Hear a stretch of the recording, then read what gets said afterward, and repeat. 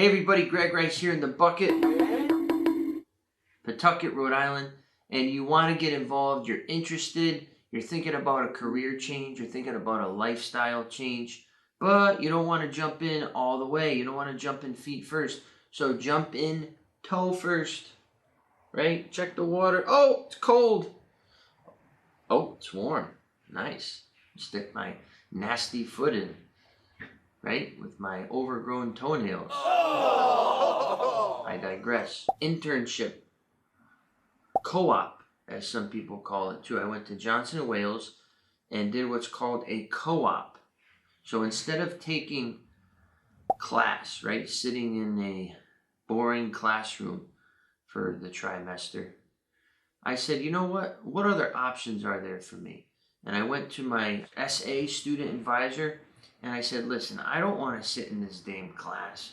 This is not useful to me. I'm a practical, I'm a hands-on person. And furthermore, do I want to spend 4 years in a classroom to get my degree, wondering if this is the career that I want? So instead, I did a co-op, aka an internship, at the Rhode Island State Police. I worked at the Lincoln Barracks for then Corporal Barry, Kevin Barry. Corporal Barry ended up moving all the way up to Lieutenant Colonel, number 2. I worked alongside him in the arraignments. So in Providence District Court, and we'd also go down to Kent County there and do all of the arraignments. You know, suspended license, drunk drivers, leaving the scene of an accident, you know, all the things that the troopers are handling on a daily basis. And then after that, Corporal Barry was transferred and I was then reassigned to Scituate, the headquarters, North Scituate, and I was with Corporal Buxton and Corporal Ludovici, Skip Buxton and Lori Ludovici, and I did CALIA, which was the law enforcement accreditation portion of the state police, where they make sure that all systems and processes are running good and smooth and efficiently. And then also I did evidence, so logging of evidence, destruction of evidence, guns, pills, drugs, everything, right? Managing and seeing that.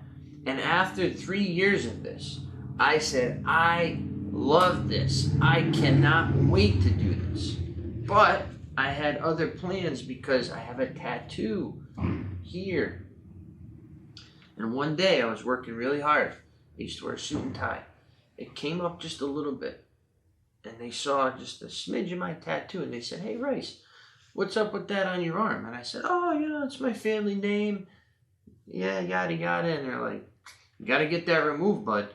And I said, well, it's not getting removed. Talk to you later. Sorry.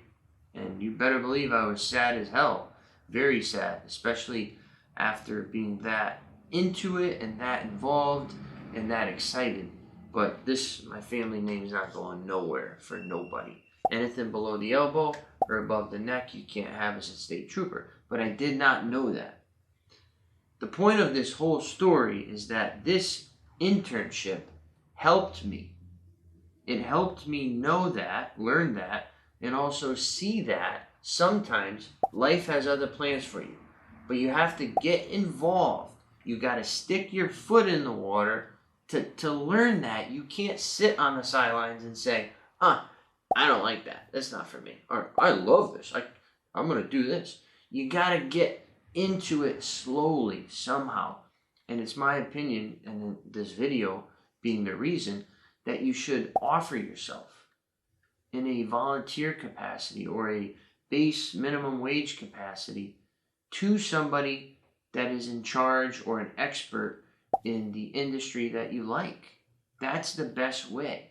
Instead of changing your whole life, making all these moves, and then jumping into something and then being like, oh, damn, I do not like being a contractor, or I do not like being an insurance agent, or I wish I didn't go to law school for 7 years and rack up $250K in debt.